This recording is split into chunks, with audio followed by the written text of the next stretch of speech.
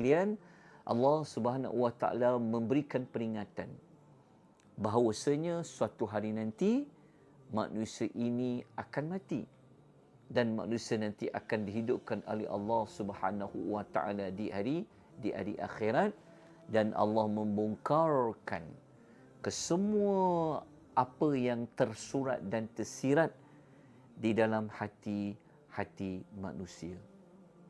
Moga-moga surah Al-Adiyat ini dapat menjadikan kita seorang insan, seorang manusia yang benar-benar taat kepada Allah, menjadikan seorang manusia yang benar-benar bersyukur di atas segala nikmat yang telah Allah kurniakan.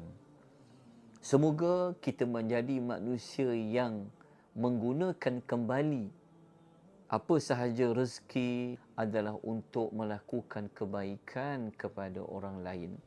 Kerana harta yang kita ada bukanlah milik kita, tetapi adalah milik Allah Subhanahu Wa Taala. Begitu juga sahabat-sahabat dalam surah Al-Adiyat, Allah mengingatkan kita tentang amal-amal yang kita lakukan ini nanti akan diteliti, akan dihisab oleh Allah Subhanahu Wa Taala.